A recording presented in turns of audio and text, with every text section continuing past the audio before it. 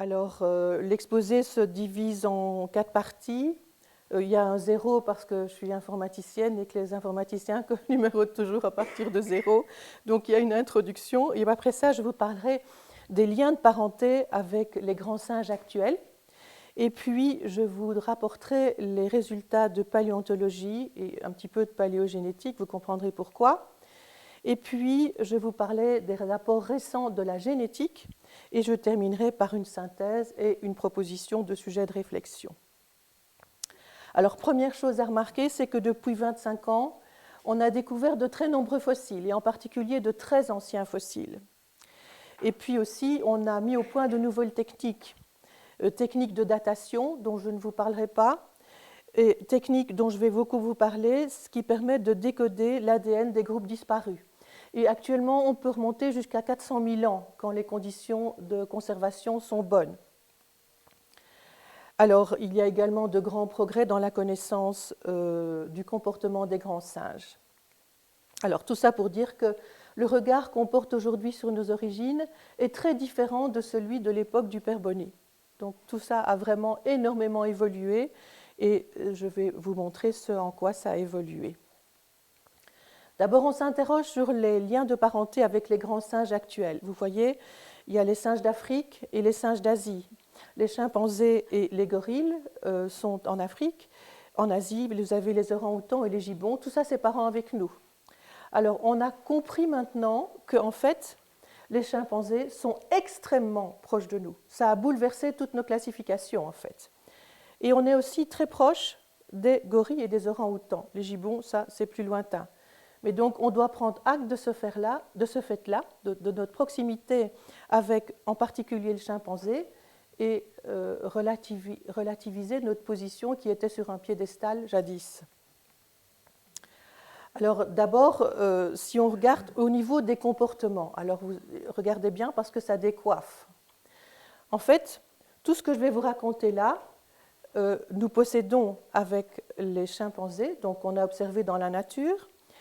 On se rend compte qu'on possède ça. Évidemment, l'homme le possède à un stade qualitativement plus avancé, mais je suis persuadée qu'il y a des détails ici que vous ne soupçonnez pas. Donc, bien sûr, vous savez que les chimpanzés peuvent marcher. Vous voyez le petit chimpanzé là qui porte une bouteille et qui remonte un escalier. Mais bien sûr, il ne marche pas tout le temps. Donc, sa bipédie n'est pas exclusive. Mais bon, il est bipède aussi. Il utilise des outils, il fabrique même des outils en bois. Les chimpanzés peuvent rire et pleurer. Ils sont capables de s'agresser, de se réconcilier, d'adopter des bébés orphelins.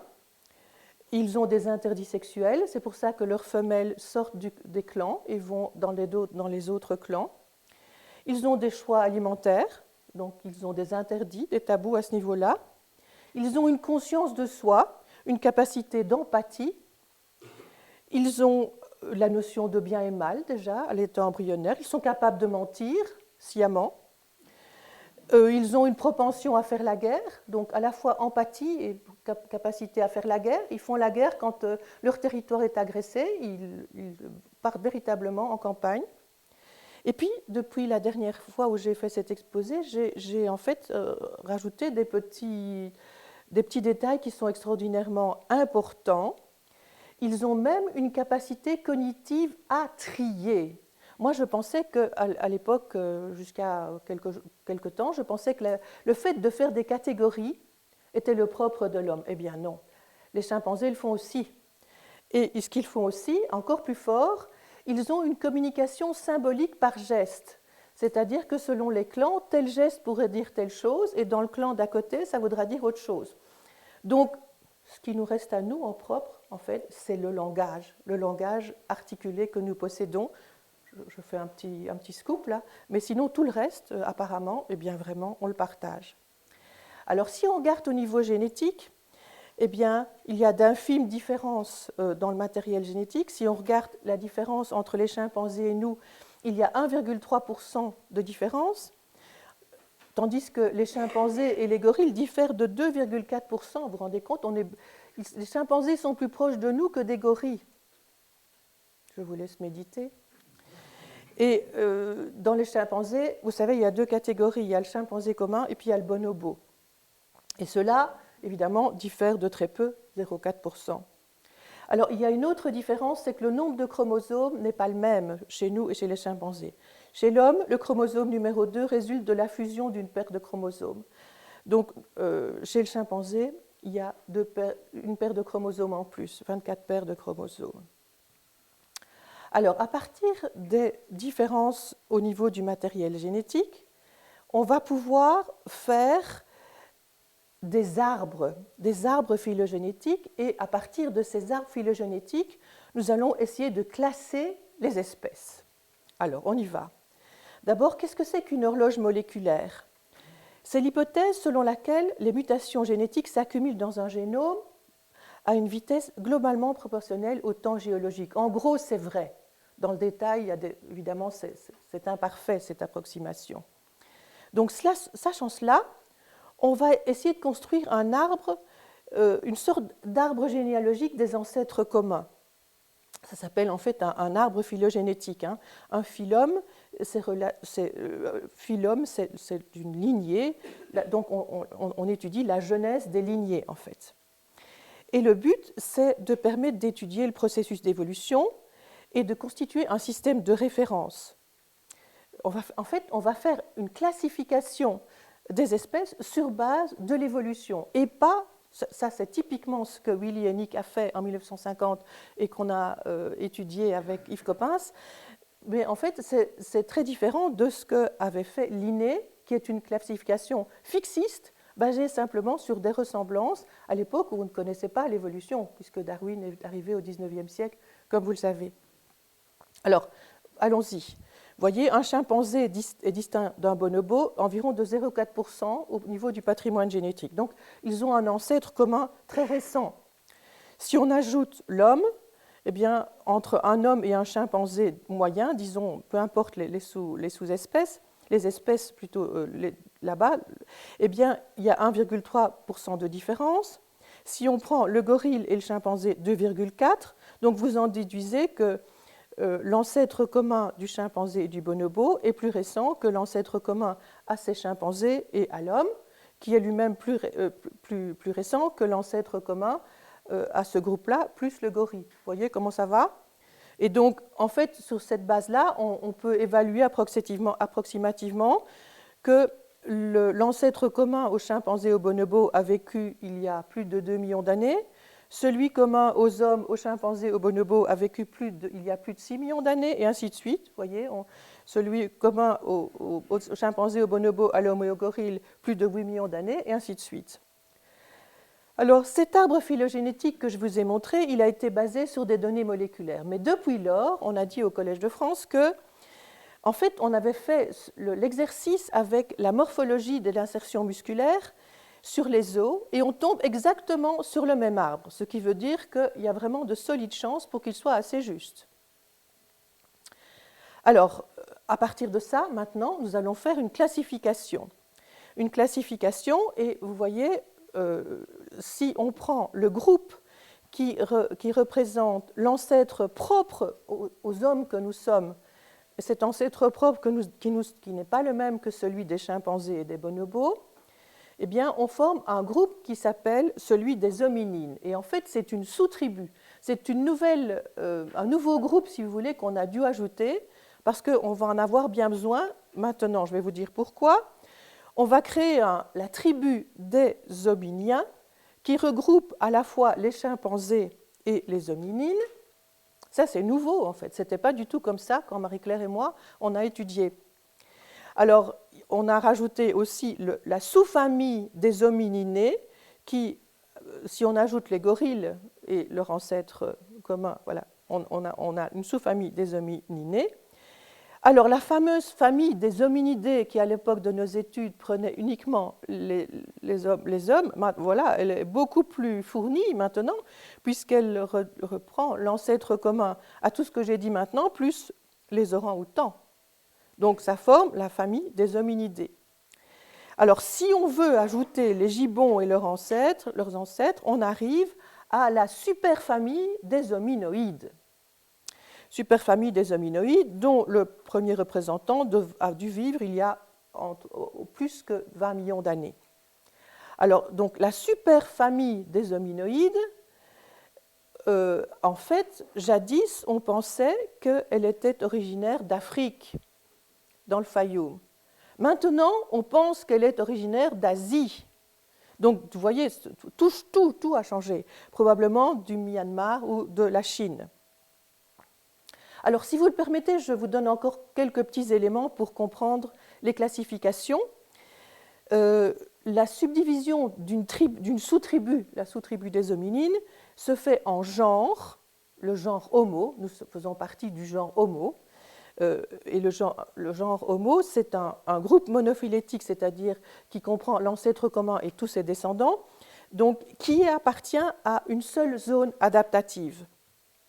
Et vous allez voir tout à l'heure, je vais faire appel à ça, c'est pour ça que j'introduis la notion. Là, au niveau de l'espèce, donc un groupe plus bas, nous sommes Homo sapiens, les hommes sages, comme vous le savez, et la notion d'espèce est fondamentale en biologie, puisque une de ses définitions, c'est de dire que le groupe, au sein de l'espèce, nous avons des individus qui peuvent se croiser et avoir une descendance fertile. Ça, c'est la définition de Meyer, là dont vous avez la petite photo. Une petite remarque cependant, c'est que la spéciation, ça veut dire le fait de devenir une espèce, est progressif. Ça, maintenant, c'est aussi une notion un petit peu nouvelle par rapport à ce que nous avions étudié. Donc, ce processus se fait progressivement et au point de départ, les espèces restent fécondes entre elles. Donc, c'est important de savoir ça pour comprendre la suite. Bien, j'ai terminé pour le premier paragraphe. J'en arrive au second. Que nous apprennent les fossiles maintenant? Donc, on a étudié jusqu'à présent surtout ce qui était actuel. Maintenant, on va s'occuper des fossiles et en particulier des fossiles de la sous-tribu des hominines. Je ne m'occupe plus du tout des singes qui ont donné chimpanzés, gorilles, orang-outans et gibbons. Alors, tout d'abord, et je vais aller lentement parce que c'est vraiment une synthèse très importante que je vais vous dire là maintenant, il y a quelques constatations qui sont nouvelles, fondamentales et consensuelles au sujet de ces hominimes. La première chose, c'est qu'il y a beaucoup d'espèces d'hominines qui ont existé depuis 7 millions d'années, vous allez voir, c'est le plus ancien qu'on connaisse. L'évolution temporelle de ces espèces, elle est progressive et complexe. Complexe parce que, entre autres, les caractères sont en mosaïque, c'est-à-dire que selon les individus, il y aura certains caractères qui seront avancés et d'autres primitifs sur le même individu. Elle est aussi complexe parce qu'il y a plusieurs espèces contemporaines au cours des siècles géologiques. Donc, très souvent, il va y avoir plusieurs espèces en même temps, d'hominines.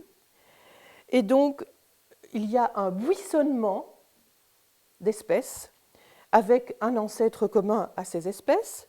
Et donc, ce n'est pas du tout l'évolution linéaire telle qu'on nous l'a présentée jadis, avec une seule lignée impliquant des chaînons manquants, comme on l'a pensé jadis. Donc, vous voyez, le petit schéma que j'ai fait en dessous est complètement faux, beaucoup trop simple.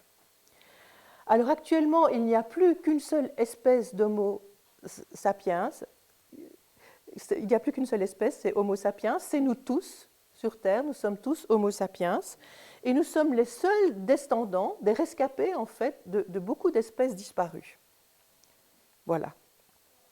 Alors, il y a différentes classifications possibles.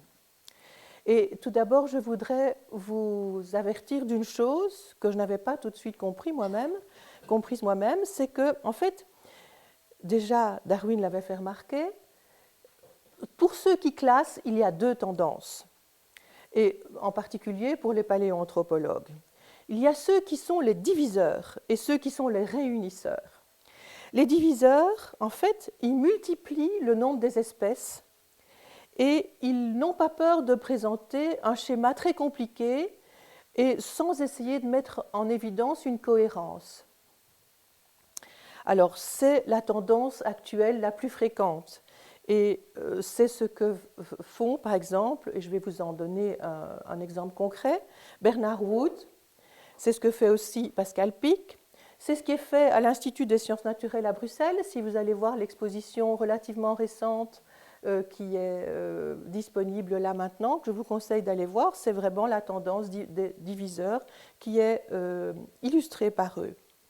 Mais il y a aussi moyen de réunir en accentuant les similarités, en réduisant le nombre des espèces, en essayant de rendre cohérent, de donner un modèle cohérent, et en explicitant des filiations. Forcément, il y a dû avoir des filiations, ça c'est certain. Et c'est ce que Hublin fait dans son livre de 2011, mais par contre, dans toutes ses présentations au Collège de France, eh bien, il a tendance, et vous allez voir, je vais vous le donner aussi, à se baser sur le schéma de Bernard Wood. Et je vais vous commenter très longuement ce schéma. C'est ce que fait aussi Brunet, donc le découvreur de Toumaï, donc la tendance réunisseur. Alors voilà, je vous présente une dia qui a été projetée par Wood en 2014 lorsqu'il était invité au Collège de France. Et cette dia, elle est vraiment celle qui ressort le plus fréquemment au Collège de France, c'est tout le temps celle-ci qui sort. Alors, vous voyez, je vais vous faire donner les explications que Bernard Wood donne oralement. Il faut savoir que chaque colonne colorée représente une espèce et fait une hypothèse au sujet de cette espèce. D'abord qu'elle existe, et ensuite la période allant de son origine à son extinction. Alors, dans ce schéma, il n'y a aucune hypothèse au sujet des filiations. Par contre, il fait quand même une hypothèse. Il utilise des couleurs.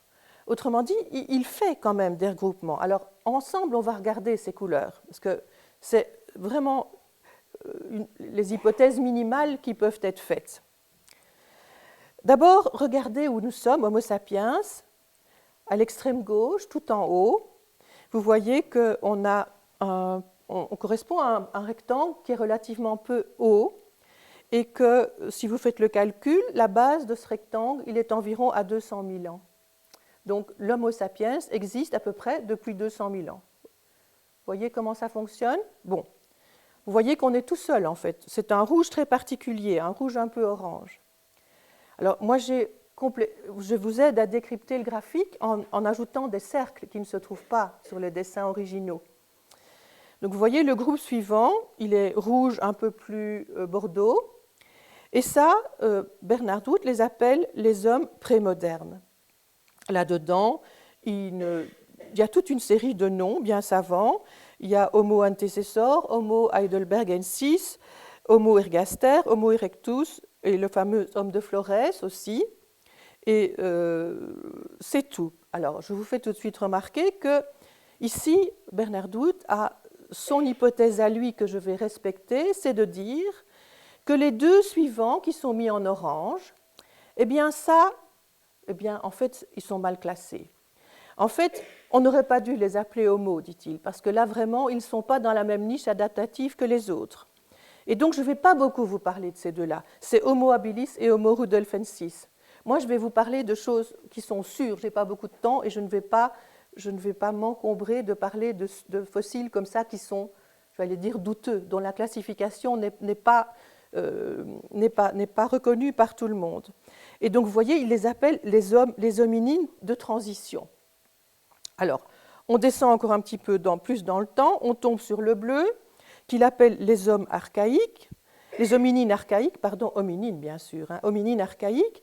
Et là, vous avez en vrac tout ce qui est australopithèque. AU, c'est Australopithecus, donc Pithecus, c'est singe, et Australos, c'est singe du sud. L'origine de ce mot-là, c'est ça, avec le fameux Australopithecus afarensis, dont je vais vous parler longuement.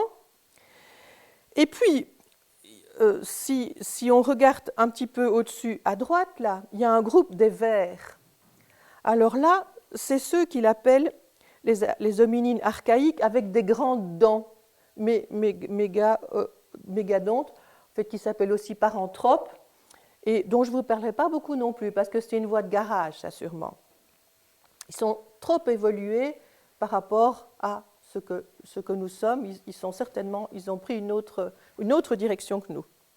Et puis ce qui est en jaune, ça c'est des fossiles qui ont été découverts récemment, et ils sont des hominines précoces possibles. Mais on les met quand même, on se les garde, on les met actuellement dans l'état actuel de nos connaissances. On considère qu'ils font partie de la sous-tribu des hominines. Voilà. Alors, remarque, tout ça, c'est les commentaires, là, les cercles, vous devinez, c'est moi qui ajoute pour faire mon exposé à partir de ce schéma. Tout ce qui est encerclé de mauve est en Afrique. Alors, vous aurez compris. L'origine de tout cela, c'est l'Afrique. Nous sortons d'Afrique, tous. Sont uniquement africains. Alors, il y a encore une petite remarque. Une petite remarque, vous voyez les deux flèches qui indiquent deux espèces. Et ces deux espèces-là, elles se trouvent à l'ouest du Rift, je dis bien. Donc, elles se trouvent au Tchad en particulier. Ce qui veut dire que l'hypothèse que Yves Coppens avait fait, qu'il avait brillamment appelée Least Size Story, s'est avérée fausse. Parce que, donc, il y a de l'autre côté du Rift, donc du côté ouest du Rift, il y a déjà des fossiles qui sont dans la sous-tribu des hominines. Ils ne sont pas uniquement localisés à l'est de cette barrière. Je n'en dirai pas plus. Alors, maintenant, je vais en venir, nous allons comparer à la vision dans son livre de Jean-Jacques Hublin, qui reprend la même chose pratiquement que Bernard Dout, mais il la présente sous une forme de ceux qui rassemblent. Alors, les couleurs n'existent pas dans son livre, mais c'est mon mari qui a eu la gentillesse de coloriser ça pour qu'on puisse faire qu'on puisse mieux comparer ce que disent l'un et l'autre et qui sont, pour la plus grande partie des choses, bien sûr, convergents. Alors, regardons un tout petit peu ce que Jean-Jacques Hublin dit. Donc, vous voyez le jaune, ça correspond, c'est la même chose, mais les fossiles qui sont primitifs, les plus primitifs dans les hominines, vous voyez qui retournent jusqu'à moins 7 millions d'années. Et vous voyez, en fait, à partir au-dessus de ce carré jaune, il y a quelque chose de blanc qui est en fait une filiation vers les australopithèques. Filiation qui n'est pas mentionnée dans l'hypothèse beaucoup plus restrictive, beaucoup plus prudente de Bernard Dout. Et je vous avoue que ceci n'a pas été projeté au Collège de France. Mais je trouve que pour enseigner, c'est quand même intéressant de voir qu'il y a moyen de faire autrement. Alors, les australopithèques donc, sont en bleu, on en est d'accord, et vous voyez qu'il y a une filiation des australopithèques vers Homo, vers le genre Homo, qui est en rouge-orange, mais il y en a aussi une vers le paranthrope, et qu'entre paranthrope et Homo, il n'y a pas de filiation. C'est ça que je voulais vous expliquer tout à l'heure. Alors, je voudrais encore insister sur le fait qu'on découvre périodiquement des fossiles, et puis depuis 2014, entre 2014 et septembre 2015, vous voyez, eh bien, on en a par exemple trouvé 3 qui sont rajoutés sur le schéma ici, dont le fameux Naledi, qui a été découvert le 10 septembre 2015 et dont je ne vous parlerai plus, mais c'est pour votre information. Alors, tout ceci, c'était basé sur des données de morphologie osseuse, de paléontologie humaine. Et maintenant, je prends mes petits sabots et je vous ajoute encore une espèce que l'on ne connaît actuellement qui n'est identifiée que sur base génétique. En fait, on en possède une phalangette, je crois, enfin un petit morceau de doigt et 2 dents. Et j'y reviendrai tout à l'heure, mais elle a été découverte en Sibérie et dans une grotte qui était habitée par un ermite qui s'appelait Denis, d'où on l'appelle la grotte de Denisova, et qui est maintenant célébrissime, cette grotte-là. Et il se trouve que Pebo, là, de Leipzig, en a fait l'analyse génétique et a pu conclure que cette petite phalange d'une petite fille de 6 ans appartenait à une espèce dont on n'a pas encore identifié les fossiles, mais très probablement qui se trouve aussi dans des tiroirs en Chine, qui doivent être complètement réétudiés et qu'on n'a pas encore... voilà. Cette espèce-là, elle a vécu entre 400 000 ans et 40 000 ans avant aujourd'hui en Asie. Et donc, vous voyez, pour avoir le schéma complet, j'ai rajouté arbitrairement, j'ai complété cette petite espèce-là de l'homme de Denisova qui s'ajoute aux données de paléontologie, de la morphologie osseuse. Alors, une remarque qui a aussi changé, je pense, depuis la dernière fois que j'ai fait cet exposé, c'est que maintenant on s'est rendu compte que l'homme de Flores s'était éteint depuis plus longtemps qu'on ne le pensait. Et donc, il y a quelques mois, j'ai écrit qu'il y a 40 000 ans, il y avait encore 4 espèces, mais c'est plus vrai. Il faut remonter jusqu'à 60 000 ans pour avoir 4 espèces contemporaines, 4 espèces sur Terre.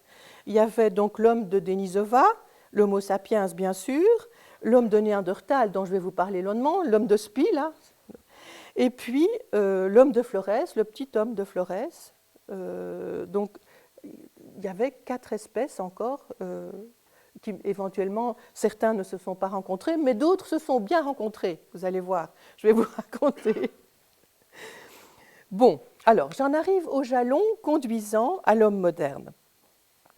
Alors là, je vais essayer de ne pas vous perdre. Je vais prendre la vision de Hublin parce qu'elle est la plus pédagogique. Je vais tenir compte des filiations, mais je vais faire une simple évocation d'abord des jalons anciens. Et pour ce faire, vous voyez, je ne vais pas vous parler du groupe qui n'a pas, en tout cas aveugle, qui n'a pas de filiation, qui est le groupe des paranthropes, celui des australopithèques à grandes dents. Et je vais vous parler du plus ancien, qui est Toumaï, que j'ai déjà cité plusieurs fois, qui s'appelle en fait de son nom savant Sahelanthropus tchadensis, c'est-à-dire l'homme du Sahel trouvé au Tchad d'une certaine façon, quelque chose comme ça. Et Toumaï veut dire espoir de vie, ça c'est sympathique à savoir. Et donc vous voyez, je l'ai entouré d'un cercle mauve là. Et donc, Toumaï est daté d'environ 7 millions d'années. Et voici à quoi il devait ressembler. Ici, c'est une photo qui a été prise à l'Institut des sciences naturelles d'un fossile, d'une copie, bien sûr. Une représentation qui vient du livre de Brunet, qui est le découvreur du fossile, et une localisation qui vous montre que Toumaï était au Tchad. Et en fait, au Tchad, il devait se trouver dans un environnement qui ressemblait à l'Okavango actuel, c'est-à-dire qu'il y avait, à côté de la savane, il y avait des régions boisées. Donc il y avait un mélange comme ça, comme dans l'environnement de l'Okavango. Alors, j'en arrive aux australopithèques avec la fameuse petite Lucie, qui est en fait, de son nom savant, Australopithecus afarensis, donc elle a été trouvée dans l'Afar, et un des 3 découvreurs, c'est Yves Coppens, dont on a déjà parlé plusieurs fois ici, et vous savez pourquoi elle s'appelait Lucie, parce qu'elle s'appelait du nom du disque des Beatles, Lucy in the Sky, ils écoutaient ça non-stop en faisant leurs fouilles, et donc on l'a appelée comme ça, et vous avez ici une image qui a été prise à Washington au National Museum of Natural History. Tous les fossiles importants sont représentés et sont mis à échelle, et c'est très intéressant à comparer. Alors, je peux vous donner quelques compléments d'information pour Australopithèque afarensis parce qu'on a plus que des ossements, figurez-vous. Regardez ça. On a trouvé une piste de pas. On a trouvé une piste de pas très, très, très émouvante parce que, vous voyez, il y a un adulte accompagné d'un enfant en plus. En tout cas, ça. Et puis, je voudrais vous faire remarquer encore autre chose. Si vous regardez son pied droit, là, regardez comment il pousse. Le pouce est encore préhensile. Ça veut dire que l'individu australopithèque, il était encore capable de prendre entre son gros orteil et le reste de son pied une branche pouvant encore monter aux arbres. Donc il n'a pas la bipédie exclusive.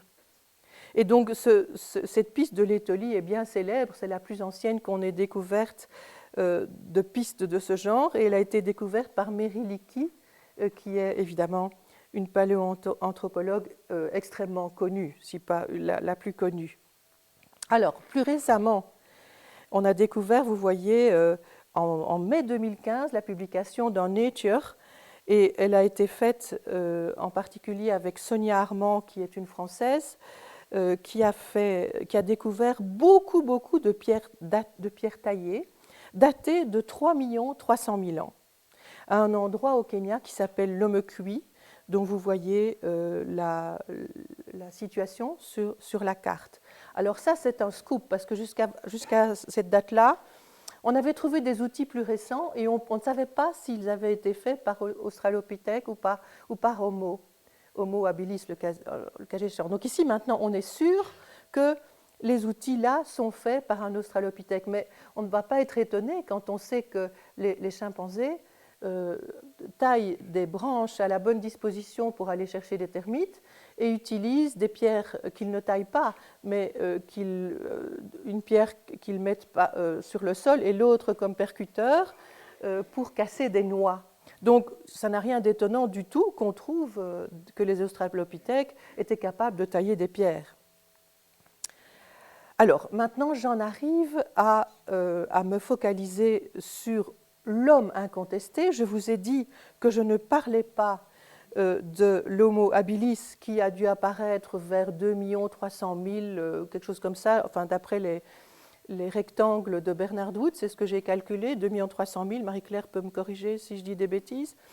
Mais je vais vous parler de quelqu'un qui est proche de nous, c'est Homo ergaster, qu'on va regrouper avec Jean-Jacques Hublin, avec Erectus.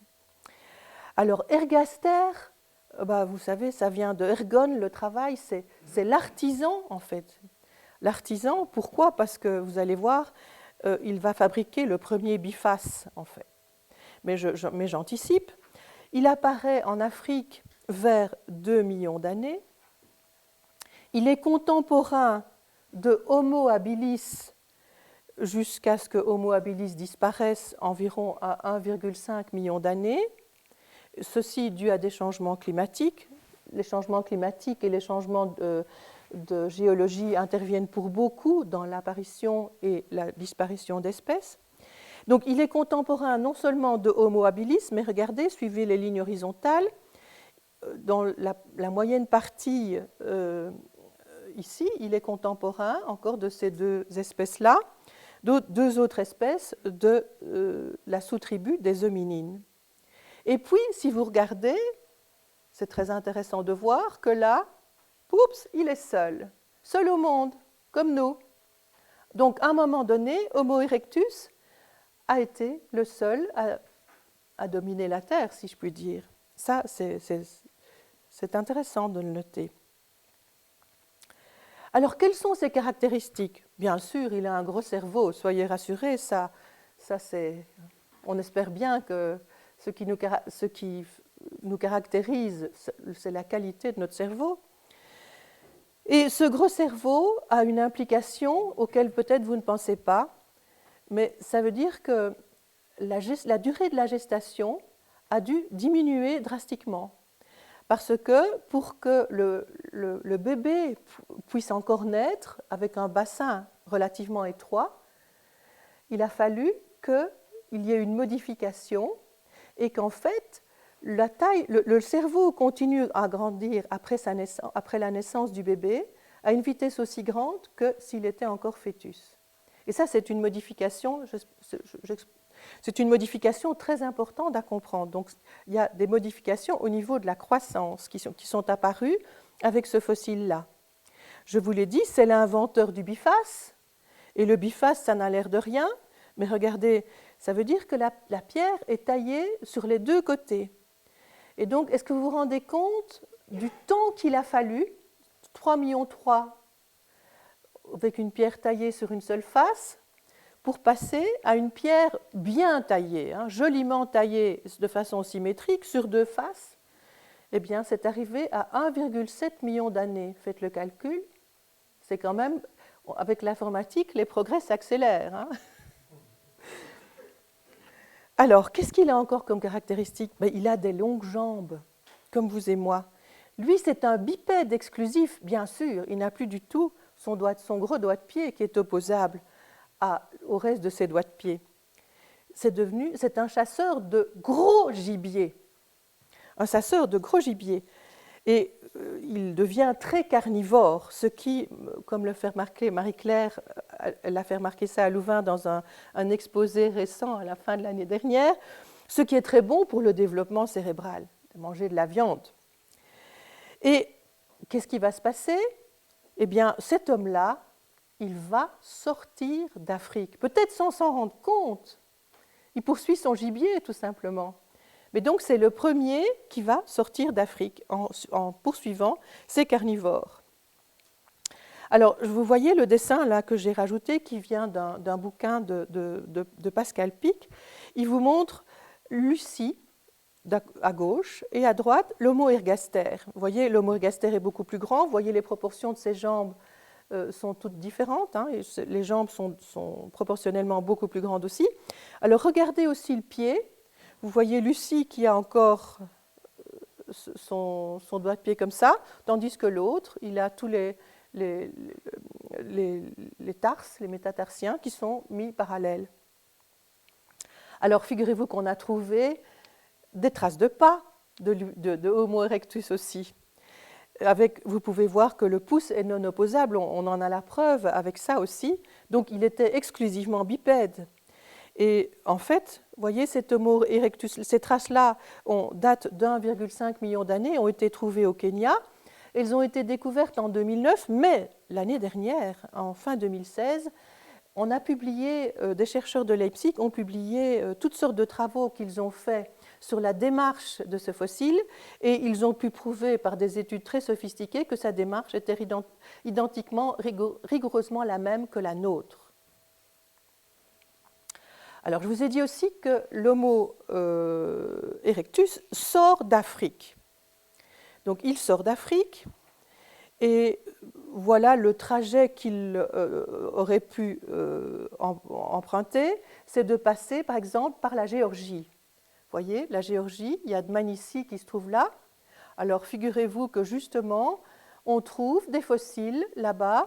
Évidemment, c'est pour ça que je vous ai dit, par exemple, par la Géorgie, mais des fossiles qui ont pratiquement 1,8 million d'années.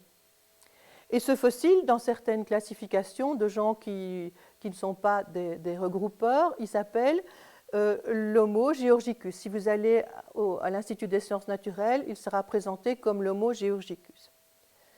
Alors, ce Homo erectus, eh bien, il arrive dans le sud de l'Europe, vers environ 1,2 million d'années. On trouve des fossiles en Espagne, dans l'Atapuerca, et alors dans certaines classifications, on l'appellera Homo antecessor. Mais bon, on peut considérer que c'est Homo erectus qui sort d'Afrique.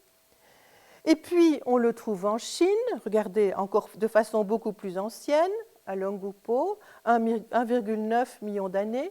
On le trouve à Java, à Sangiran, avec environ 1,8 million d'années.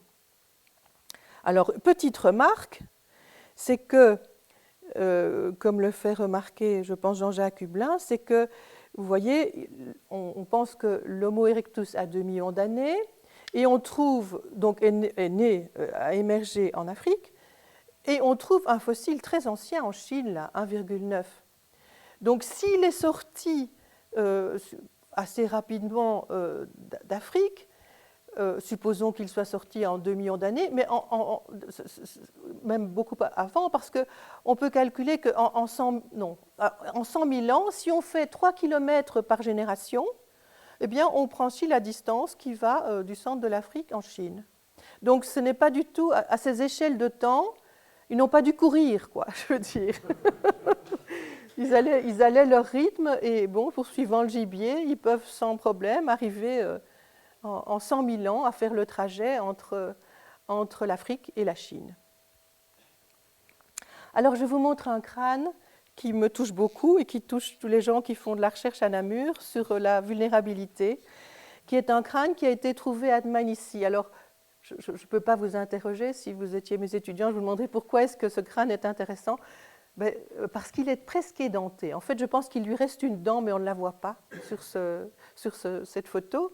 Mais ça veut dire donc que ce fossile appartient à une personne qui a reçu l'assistance de ses congénères. Sinon, elle n'aurait pas pu survivre. Vous voyez? Alors, c'est très touchant parce que c'est une des premières manifestations de l'empathie humaine, de l'aide apportée. Les singes le font aussi, ils adoptent les bébés orphelins, mais bon, ici, on a une preuve au niveau de la sous-tribu des hominines qu'il y a dû y avoir de l'assistance entre congénères. Alors, je vous montre maintenant la photo d'une caverne qui a des traces manifestes de la maîtrise du feu datées de 1 million d'années. Et vous voyez, le feu est évidemment très important pour nous, hominines, parce que, bien sûr, il nous permet de nous chauffer, de cuire nos aliments et de les rendre plus tendres, mais surtout, je pense, c'est au coin du feu, il y a une occasion de se socialiser. Et ça, donc, peut-être que c'est un des paramètres auquel on ne pense pas en premier lieu, mais qui est vraiment quelque chose de fondamental dans cette maîtrise que nous avons acquise, qui était si importante dans les mythes anciens, le mythe de Prométhée, etc. Je ne vais pas raconter ça, mais le fait d'avoir la maîtrise du feu est quelque chose de fondamental pour nous. Et va nous permettre peut-être de monter dans des endroits plus froids aussi. Aussi, on trouve, datés de 800 000 ans, des pas en Angleterre, figurez-vous. Des pas, donc certainement que ces gens-là devaient, on imagine, se chauffer de temps en temps pour ne pas avoir froid en Angleterre. Et donc c'est des traces de pas humains qui ont été découvertes en 2013. Donc ils sont datés de 800 000 ans. Et figurez-vous qu'ils s'étaient en fait, sur le sol, sur la plage en fait. Et donc les chercheurs ont dû très très rapidement prendre toutes ces informations parce que ça a été recouvert par les eaux. Donc on a, à la sauvette, ils ont pris toutes les informations qu'on pouvait. Et après ça, manifestement, on est certain que ce sont de nombreux pas humains sur un rivage, donc qui datent de 800 000 ans. Alors, un scoop. Quelque chose que j'ai appris il y a 15 jours. En fait, on a réétudié les tiroirs en Hollande de ce qui appartenait à l'homme de Trinil. Et on a découvert qu'il y avait des coquillages qui présentaient des graffitis. Graffitis dont on a étudié avec beaucoup de détails la profondeur et le tracé, et on est certain qu'ils sont contemporains de Homo erectus, donc qu'ils datent d'environ 500 000 ans. Alors ça, c'est vraiment un scoop.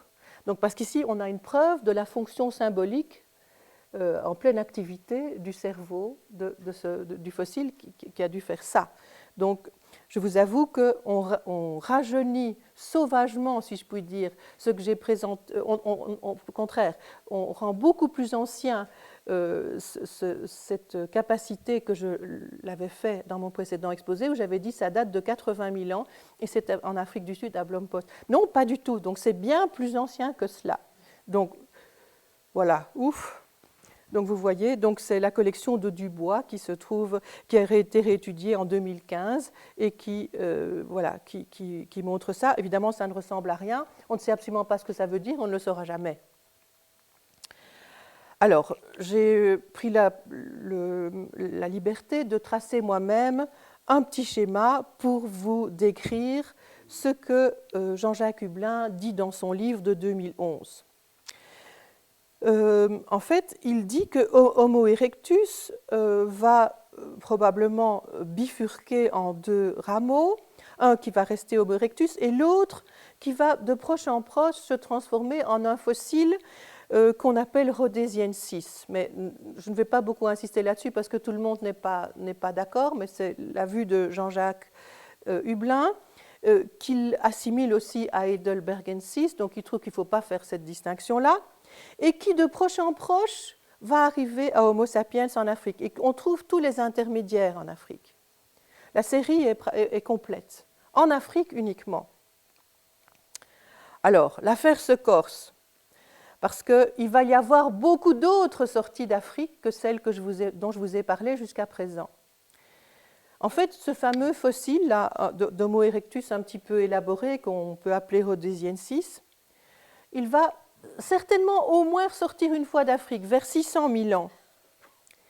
Et il va donner souche à une espèce d'homme qui va naître en Europe, et qui s'appelle l'homme de Néandertal, qui est bien connu de nous, bien sûr, parce qu'il y en avait plein en Belgique.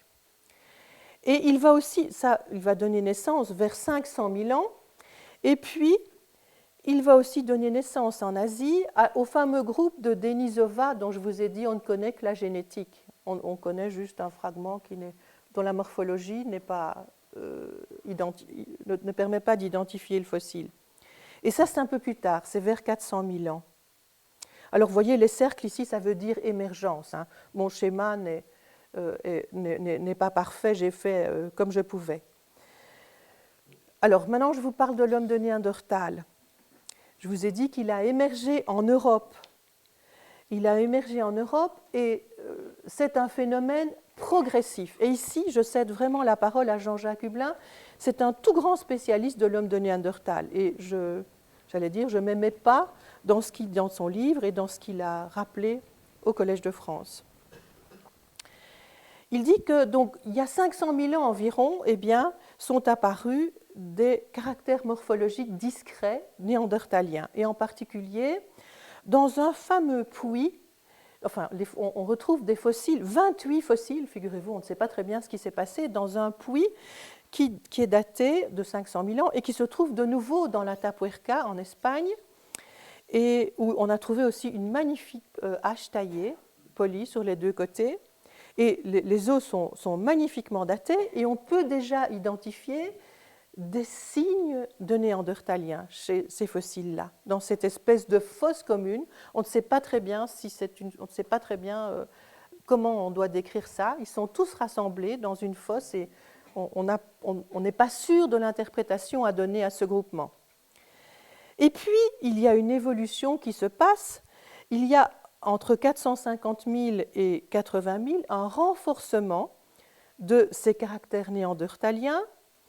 Je ne vais pas vous les décrire hein, parce que c'est un fastidieux, le chignon, enfin des choses comme ça, mais des caractères, vous allez comprendre, qui sont un peu aléatoires. Donc un renforcement des caractères néandertaliens et que ces néandertaliens d'Europe, vers 125 000 ans, ils vont commencer à sortir d'Europe et ils vont aller par exemple en Israël où ils vont rencontrer, devinez qui, l'homme de Néandertal qui est déjà là. Qu'est-ce que je raconte? L'Homo sapiens qui est déjà là, excusez-moi. L'Homo sapiens qui est déjà là et qui est sorti d'Afrique. Donc vous voyez, ils arrivent de deux endroits différents. Alors, entre 80 000 et 30 000, c'est l'âge d'or, si je puis dire, avec les néandertaliens classiques et les crânes de Spie, d'Angis, qui est en parenthèse à l'université de Liège et qui est le plus ancien crâne néandertalien que l'on ait trouvé, à ma connaissance, mais qui n'a pas, à cette époque-là, c'est un crâne d'enfant, donc il était difficile à identifier. On n'a pas bien compris que c'était une nouvelle espèce qu'on découvrait. Et ce n'est qu'après, quand on a eu découvert l'homme de Néandertal, on se dit « Ah, mais voilà, ça c'est un… » Donc vous voyez, on devrait dire en fait l'homme d'Angis. Alors, ce que fait remarquer Jean-Jacques Hublin, c'est que l'évolution se fait en mosaïque. Vous n'êtes pas étonné, je vous avais dit d'emblée, l'évolution est en mosaïque. Oui, donc en fait, au sein d'une même population, il y a un décalage dans le temps selon les zones anatomiques de caractères à des vitesses différentes selon les individus. Alors, les caractéristiques de l'homme de Néandertal, je vais quand même vous en donner quelques-uns. Le cerveau est vraiment gros. il a une corpulence forte aussi. Il est beaucoup plus massif et musclé que nous, probablement en raison de l'adaptation à un climat froid, plus froid qu'aujourd'hui. Mais restons quand même optimistes parce que son coefficient d'encéphalisation, c'est-à-dire que le rapport entre le cerveau et sa corpulence, est plus faible que celui d'Homo sapiens. Alors, il a une très curieuse morphologie de l'oreille interne, ça a été découvert par Jean-Jacques Hublin, et cette morphologie est arrivée de façon aléatoire, je vais vous expliquer dans le transparent suivant, mais elle est complètement caractéristique de l'Homo sapiens, de l'Homo néanderthalensis. Donc, sur base d'une radiographie, d'un examen de cette partie-là du squelette, et on a beaucoup d'ossements néandertaliens, Jean-Jacques Hublin est capable de dire tout de suite si c'est un homme de Néandertal ou pas, rien qu'à l'examen de l'oreille interne, indépendamment de tout le reste du squelette. Donc, si vous n'avez supposé que vous n'ayez que ce morceau-là, il sait vous dire si c'est un homme de Néandertal. C'est juste un brin clair. Alors, vous voyez, j'en arrive à cela.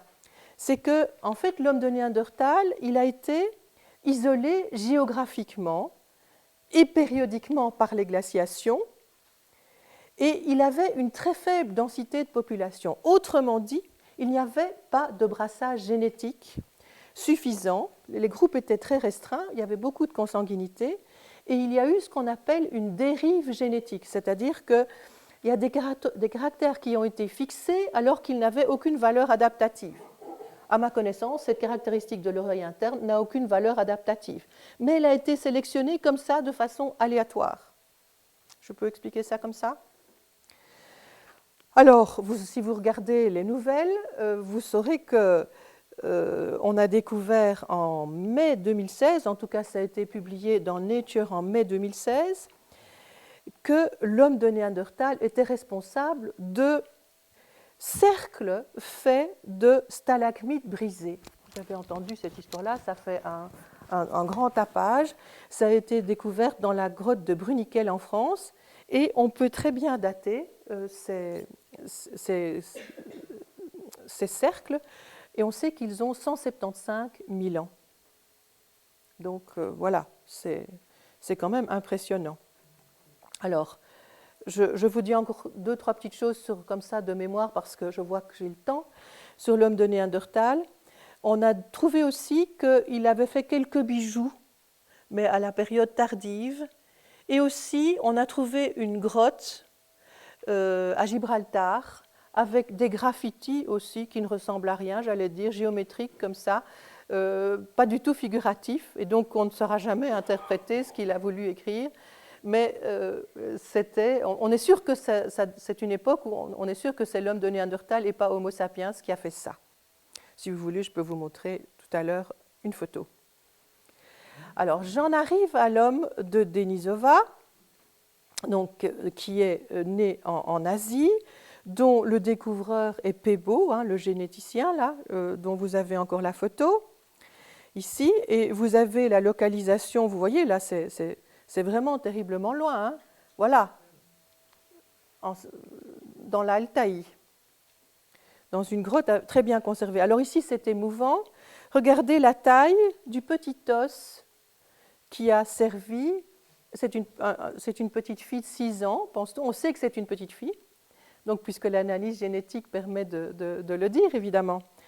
Et donc, c'est ce petit morceau de phalangine, si je vois bien, qui a servi à faire le diagnostic. Et regardez, en fait, même la coloration qui a été faite, là, pour vous montrer, c'est un fragment, on voit bien que c'est d'un enfant, là, parce que les symphyses ne sont pas encore bien assurées. Voilà, et c'est l'équipe de Pebo, ce fameux Pebo qui est devenu un incontournable de la génétique des hominines, qui a publié ça et qui a projeté ça le 27 octobre 2015 au Collège de France, puisqu'il était invité lui-même, il a fait les commentaires que j'ai écoutés avec beaucoup d'attention. Alors, j'en arrive maintenant à l'Homo sapiens. Alors là, je me base sur ce que Jean-Jacques Hublin a dit dans ses derniers exposés, c'est-à-dire d'octobre 2016. Il répète que Homo sapiens a émergé uniquement en Afrique. Ça maintenant, les généticiens sont absolument, viennent confirmer cela et il n'y a apparemment plus aucun doute possible. Il ajoute que cette évolution est tout à fait graduelle. On a fait des études statistiques très très fines sur des fossiles des derniers 300 000 ans. Et donc, on a pu montrer que l'évolution n'avait rien de brusque, n'avait pas de saut. Les caractères sont une fois de plus en mosaïque, et ça complique vraiment la tâche de ceux qui font les classifications, parce qu'on a d'abord été évolué pour la face, et puis après pour le reste du crâne. Et alors, il a ajouté, en martelant ces mots, Jean-Jacques Hublin, mais c'est aussi un grand spécialiste de cette période-là, je répète ces mots, il est apparu partout en Afrique, dit-il. Parce que, je reprends textuellement ce qu'il a dit, on peut mettre en évidence qu'il y avait un réseau de populations au sein desquelles des innovations aussi bien culturelles que des mutations qui ont pu se répandre. Donc on voit qu'il y a eu des échanges de coquillages et de choses comme ça dans ces populations-là. Et donc vraiment, c'était partout. On ne peut pas privilégier un endroit. Et cette évolution a bien sûr, comme chaque fois, été impactée par de nombreux changements climatiques. Alors, le plus ancien spécimen actuellement décrit d'Homo sapiens, et ce sont des données morphologiques de paléontologie humaine, mais qui sont cautionnées par la génétique.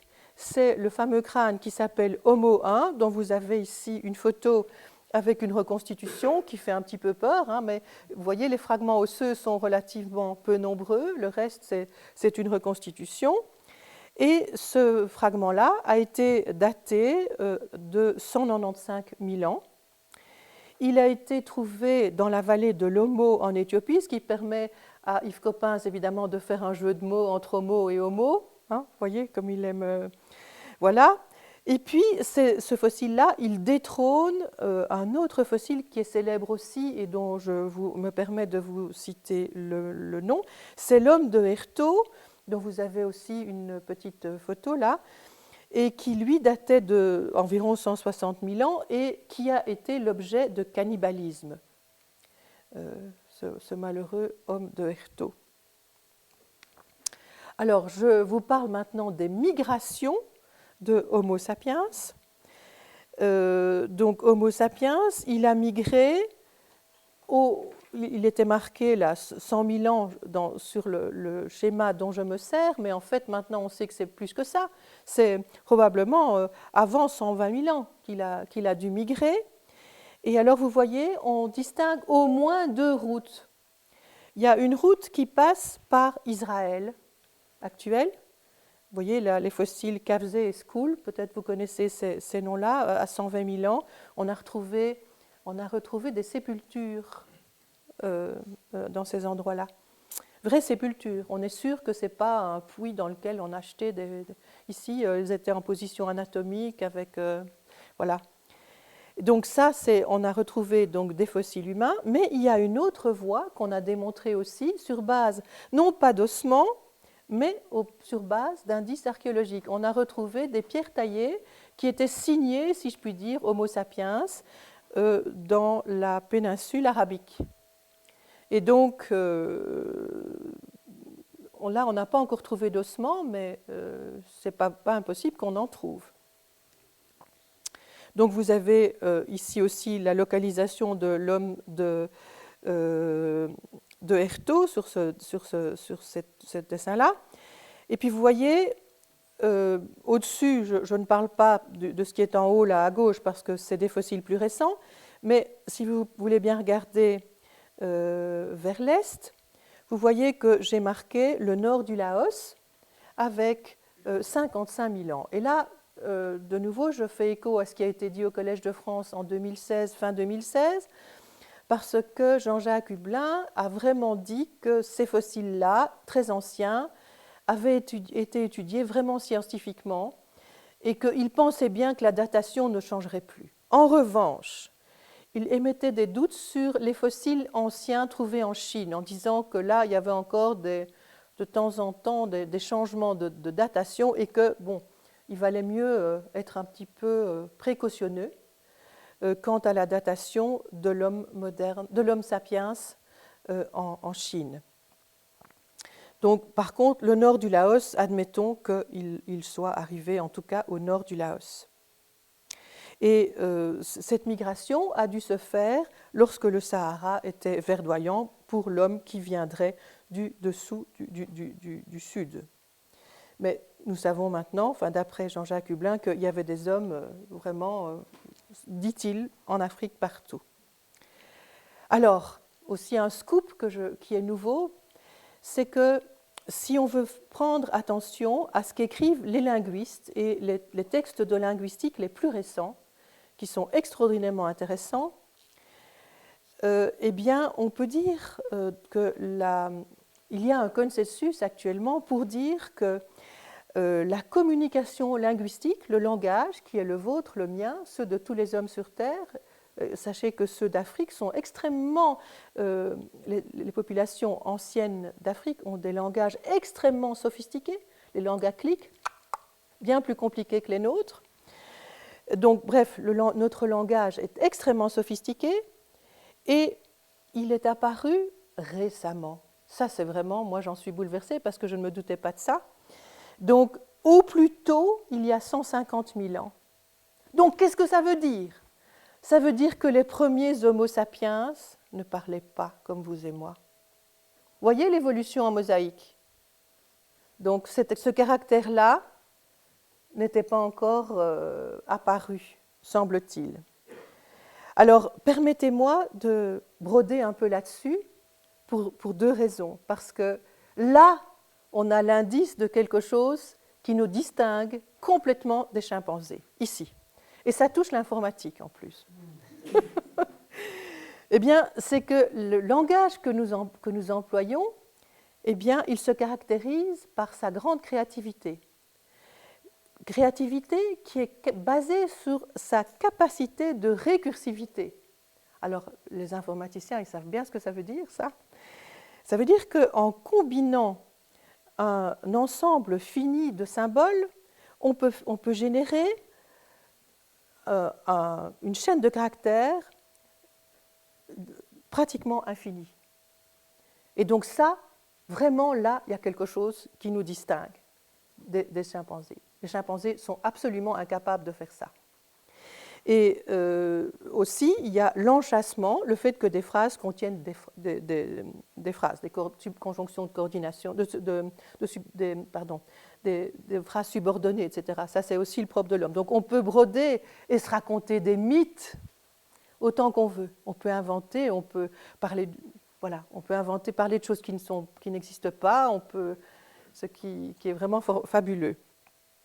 Et vous voyez, je tiens cette science-là de Louis de Saussure, qui est un parent de celui qui a fondé la linguistique, en fait, et que j'ai eu la chance de rencontrer en janvier 2017, et qui m'a envoyé toute information la plus récente. Il travaille à Neuchâtel, en Suisse, et donc il m'a mis le pied à l'étrier pour que je raconte des choses pertinentes au sujet de la linguistique. Alors, qu'est-ce qui se passe aux environs de 80 000 ans, de moins 80 000 ans en Afrique? Eh bien, il y a une évolution culturelle majeure. Culturelle majeure au niveau des technologies, entre autres choses. L'homme se met à utiliser des matières dures animales, il se met à percer les coquillages. Et ces petits coquillages-là, qui n'ont l'air de rien, qui s'appellent Nassarius, eh bien, on en retrouve dispersés en Afrique, comme ça, ils étaient échangés. Donc, les cultures avaient des échanges entre elles, et ils sont extrêmement intéressants. Ils formaient probablement des petits colliers qui étaient enfilés. Donc, l'homme fait aussi des gravures sur roc, mais ça ne nous étonne pas, puisqu'on a déjà bien vu que sur coquillage, Homo erectus avait fait une gravure. Alors, il y a certainement que ces hommes-là parlaient. Ça, c'est sûr, hein, sûr et certain. Ces hommes, il y a 80 000 ans, ceux qui ont fait tout ça, c'est impossible d'avoir ce degré d'évolution culturelle sans être capable d'échanger, disent les spécialistes. Et alors la caractéristique de cette culture nouvelle, c'était la capacité d'adaptation. Désormais, l'homme va pouvoir coloniser toute la Terre. Il peut s'adapter, ce que ne peuvent pas faire les autres groupes, les autres espèces. Homo sapiens va être capable de s'adapter à tous les climats. Il va, j'imagine, se vêtir. Et, voilà, donc c'est ça qui est tout à fait caractéristique. Alors, il est sorti, l'Homo sapiens est sorti certainement plusieurs fois d'Afrique. Je vous ai raconté ses premières sorties. Maintenant, je vous raconte la dernière, dont on est sûr, c'est vers 50 000 ans. Je me base toujours sur Jean-Jacques Hublin. Sortie d'Afrique favorisée par un Sahara vert, donc une période humide au niveau climatique. Et voilà, l'homme moderne va arriver en Europe du Nord en particulier. Et ça, je ne vous ai pas encore raconté ça, hein, parce que l'autre, vous vous rappelez ce que je vous avais montré, je vous avais dit, il est allé probablement au Laos. Ici, maintenant, il y a 50 000 ans, cet homme-là, il va se diriger vers le nord. Il peut s'adapter. Il peut s'adapter et il arrive dans nos contrées vers 40 000 ans, moins 40 000 ans. Et ce n'est pas encore Cro-Magnon. Ça, Jean-Jacques Hublin a bien insisté là-dessus. On sait maintenant que l'homme de Cro-Magnon est arrivé chez nous, en France et chez nous, il y a environ 30 000 ans. Petite remarque, moins 40 000 ans, c'est le début approximatif des peintures pariétales. Lascaux, c'est plus récent, mais il y en a qui ont pratiquement 40 000 ans. Alors, un petit clin d'œil pour vous dire que la morphologie de cet homme sapiens vers 30 000 ans, eh bien, elle était encore très africaine. Probablement, on sait ça, il avait de très longues jambes par rapport au reste de sa taille. Il avait encore les proportions africaines, proportions qui avaient été dictées par la nécessité de refroidir son corps en Afrique. Et on pense aussi qu'il était noir, donc que l'homme de Cro-Magnon devait être noir. Et vous allez comprendre tantôt comment il est devenu blanc, je vais vous en parler. Alors là, je vous projette un dessin de chez nous, regardez, du trou de Challeux, dans la province de Namur. Et ce trou de Challeux, vous voyez, il a une jolie gravure d'un bison avec ces deux cornes là qui sont bien représentées. Et vous voyez qu'il y a d'autres dessins dessus. C'est le cas souvent dans les peintures dans les dessins pariétaux. Il y a des superpositions d'animaux. Ça, c'est vraiment quelque chose de fréquent. Alors, j'en aborde la troisième partie de mon exposé, qui est relativement courte, mais elle sera informative, vous allez voir, parce que, en fait, 30 ans de génétique ont apporté plus que 100 ans, dit Jean-Jacques Hublin, de recherche paléoanthropologique. On peut dire vraiment que là, il y a eu une révolution de nos connaissances. Et la principale révolution, c'est de montrer le métissage. Métissage qui n'avait pas pu évidemment être décelé avant. On pensait que l'homme de Néandertal était mort complètement sans descendants. On a appris ça jadis. Et bien maintenant, on se rend compte que ce n'est pas vrai. En fait, comme la spéciation est progressive, eh bien, il y a quand même eu des croisements entre l'homme de Néandertal et l'Homo sapiens. Et en tout cas, il y a 50 000 ans, dans le couloir du Levant, hein, là où se trouve Israël actuel. Et ce qui se passe, c'est que cet Homo sapiens qui sort d'Afrique se mélange avec des hommes de Néandertal qui sont là, va arriver en Europe et il va remplacer cet homme de Néandertal, mais vous voyez, Pebo nous dit leaky replacement, un remplacement percé, avec métissage. Donc l'homme sapiens qui arrive en Europe, il a dans son patrimoine des des morceaux de gènes néandertaliens.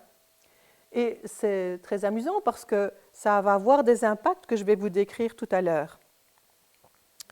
Alors ceci, c'est aussi un schéma qui est postérieur à l'exposé que j'ai fait la dernière fois sur le même sujet, mais qui date du 25 février 2016 et qui a été fait par l'équipe de Pebo et un certain Kulwin qui travaillait avec lui, mais il y a un nombre, je ne sais pas, il y a quelque chose comme 15 auteurs à cette publication fait date. Dans tous les exposés, on la resserre maintenant. Au Collège de France, elle est sortie plusieurs fois. Et je vais en fait vous parler de la partie gauche, parce que la partie droite est un petit peu remise en question par Jean-Jacques Hublin. Donc je vais vous parler de la partie gauche et je vais vous la commenter. Donc d'abord, vous voyez, ce qui est en rouge aboutit à des groupes qui ont disparu. En fait, vous avez l'homme de Denisova, vous voyez ici, il y a une échelle du temps, et vous voyez qu'elle ne va pas jusqu'à zéro, hein, l'homme de Denisova s'est arrêté. Et puis ceci, c'est tous les Néandertaliens, et en fait, maintenant, ils classifient selon leur lieu de découverte. Mais donc, il y a ceux de Sibérie, mais il y a aussi ceux subsistent en Espagne, et puis là, je ne sais plus, c'est en Yougoslavie ou quelque chose comme ça. Donc, vous voyez, ça, ce sont différents Néandertaliens. Et ceci, c'est aussi un fossile donc, qui est mort sans descendance.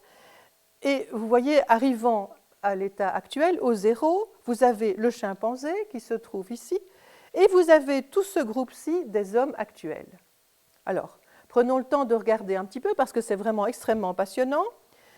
Il y a en fait deux variétés africaines. Il y a les San, qu'on appelait jadis les Bochimans, que l'on trouve par exemple en Namibie, et qui ont leur fameuse langue à clic.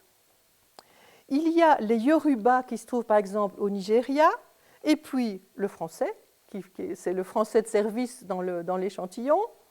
Et puis il y a les Han, vous savez tous que ce sont les Chinois, et puis les Papous de Nouvelle-Guinée. Alors, je vous fais remarquer qu'après ça, il y a toutes sortes de flèches que je vais commenter. La première, elle illustre ce que je viens de vous dire précédemment, je reviens à ça, c'est le remplacement teinté de l'homme de Néandertal par Homo sapiens, qui a été le premier métissage que Pebo a mis en évidence. Et donc, il est représenté ici, ce remplacement teinté, par le fait, attendez que je m'y retrouve, voilà ici, l'homme qui est ici est teinté de l'homme de Néandertal qui était là. Vous voyez, il a dû se croiser, et dans le patrimoine héréditaire du français, du chinois et du papou, vous avez évidemment alors des gènes néandertaliens qui se trouvent à raison de 0,3 à 2,6%. Mais ce sont tous des gènes, des morceaux de gènes différents. Si on les met bout à bout, ça fait 20% du génome de néandertalien. Ce n'est pas du tout négligeable. Alors, on a trouvé aussi que l'homme de Denisova s'était croisé avec ce qui donnera les Han et les Papous, donc un Homo sapiens qui va donner, et ce qui va leur donner une résistance à l'altitude. Enfin, j'anticipe un petit peu. On a trouvé aussi dans la grotte de Denisova qu'il y avait eu un croisement et qu'il était teinté de l'Homo sapiens. On a trouvé aussi que dans cette même grotte, il y avait des reliquats d'un extrêmement vieux fossile, regardez, plus ancien ici, Homo erectus, qui s'était croisé avec Denisova, et c'est tout le temps comme ça. Le dernier en date est celle-ci, à ma connaissance, mais peut-être qu'on en a depuis lors, que je ne suis pas au courant d'une dernière publication, c'est la flèche rouge, qui a focalisé, si vous voulez, la rédaction de cet article extrêmement important de 2016, et qui est de montrer que dans des néandertaliens de l'Altaï, eh bien, il y a des gènes de sapiens, d'un vieux sapiens qui était antérieur à la bifurcation ici vers les Français, les Han, les Papous. Donc vous voyez, c'est vraiment extraordinairement riche. Alors j'ajoute un autre détail, c'est qu'il y a une grande homogénéité de l'espèce humaine actuelle. En fait, la variabilité génétique est extrêmement faible Et pour l'expliquer, il suffit de 15 000 individus différents. Alors, en fait, là, Jean-Jacques Hublin a été plus loin dans l'explication en fin 2016 en disant que la population effective devait probablement être assez bien plus importante, mais il faut savoir que dans les cultures humaines, tous les mariages ne sont pas possibles et que ça complique les statistiques, évidemment. Il faut tenir compte de ça. Alors, il y a une canalisation des mariages. Donc, vous voyez, la variabilité au niveau de l'homme est beaucoup plus faible que celle qu'il y a chez les chimpanzés. Ça, il faut bien comprendre. Donc, il faut réfléchir à ça, que nous venons d'une petite souche d'individus. Ça, c'est quand même assez troublant. Alors, première remarque, c'est que vers 20 000 ans, eh bien, l'homme moderne, métissé de Néandertal, bien sûr, revient en Afrique, mais il ne va pas très bas, il ne descend pas jusqu'en dessous. Donc, il y a dans le monde, dans le sud de l'Afrique, des populations sans du tout gène de Néandertal. C'est le seul endroit au monde, dans le sud de l'Afrique. Alors, contribution de ces métissages, eh bien, les Néandertaliens nous ont aidés à devenir blancs. Ils étaient là depuis 500 000 ans. Ils avaient eu le temps, étant donné que le soleil est faible sous nos contrées, de blanchir et d'avoir des cheveux roux, entre autres choses. Et ils nous ont transmis ces gènes-là. Donc on a fait l'économie de temps, on est devenu beaucoup plus vite blanc. Et alors, ils ont aussi amélioré les moyens de défense, oui, parce qu'on a une plus grande variabilité du gène HLA. Ils nous ont transmis, l'homme de Néandertal nous a malheureusement transmis aussi des choses néfastes, comme le diabète de type 2, qui est probablement une résistance à la famine. Enfin, ça s'explique comme ça. Et puis, je vous ai dit tout à l'heure, les Denisoviens ont donné aux gens du Tibet, par exemple, leur fameuse résistance à l'altitude. Là où nous, on n'en peut plus, eux sont tout guillerets parce qu'ils ont ce gène EPAS1 qui vient de Denisova. Alors, le prochain grand défi, c'est des manipulations génétiques, évidemment. Donc, vous voyez, on connaît exactement le séquençage de l'Homo sapiens et on sait très bien les gènes qui sont ceux qui nous apportent notre spécificité. Alors, on peut les introduire, donc spécificité par rapport à Néandertal et aux autres. Donc, on peut les introduire dans une cellule ou bien même dans une souris vivante. Et donc, vous voyez, on va pouvoir, ils le font à Leipzig, ils humanisent les souris. Donc, ils introduisent des fragments typiquement humains dans une souris, et comme ça, ils peuvent modifier, par exemple, les communications entre souris, communications qui deviennent, donc les couinements des souris varient quand elles ont reçu ce gène-là. Et de même, on parvient à les faire apprendre beaucoup plus vite quand elles ont des gènes humains. Enfin, voilà, vous imaginez tout ce qu'il va y avoir comme problème éthique plus tard à résoudre avec ce pan d'activité-là qui s'ouvre actuellement. Alors, j'en arrive à ma synthèse et à des sujets de réflexion que je vais vous proposer. L'origine de l'homme. Vous voyez, j'ai rajouté un « S » prudemment, parce que ça dépend ce qu'on entend par origine de l'homme. Si on entend la sous-tribu des hominines, eh bien, elle date de plus de 7 millions d'années, et le doyen actuel, c'est Toumaï au Tchad, l'origine étant toutefois africaine. Si on parle l'origine du genre Homo, rebelote, c'est l'Afrique de toute façon, et là, si l'homme sûr, c'est 2 millions d'années, on est certain. Et si on parle maintenant l'origine de l'espèce Homo sapiens, rebelote, c'est de nouveau l'Afrique, mais là, c'est il y a 200 000 ans.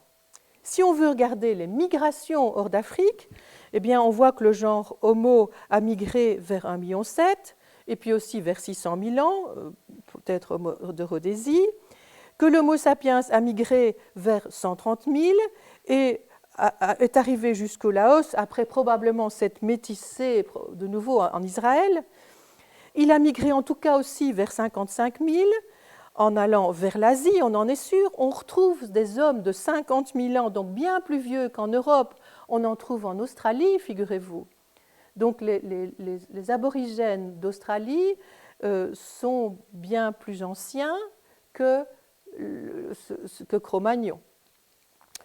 Ils arrivent en Amérique en moins 12 000, ils arrivent en Europe en 45 000. Ça, c'est la horde, ce que Leakey a appelé la horde sapiens de remplacement.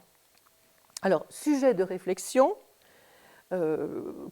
pour vous en preniez avec vous pour réfléchir. Donc l'Afrique est assurément notre berceau.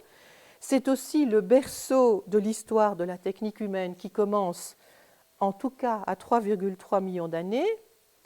Alors nous, qu'est-ce que nous sommes là-dedans? Nous sommes les héritiers d'un ancêtre commun proche que nous partageons avec les chimpanzés, dont nous avons hérité de multitudes de caractéristiques communes. Nous sommes les seuls survivants à l'heure actuelle, tout comme Erectus l'a été à son heure, il y a 1 million d'années, d'une évolution buissonnante, progressive et très complexe, liée à des variations climatiques et géographiques notamment. Nous sommes tous métissés, des espèces éteintes survivent en nous, et je termine par une phrase magnifique qui me vient de Brunet. En fait, nous sommes tous frères et sœurs. Voilà, je vous remercie.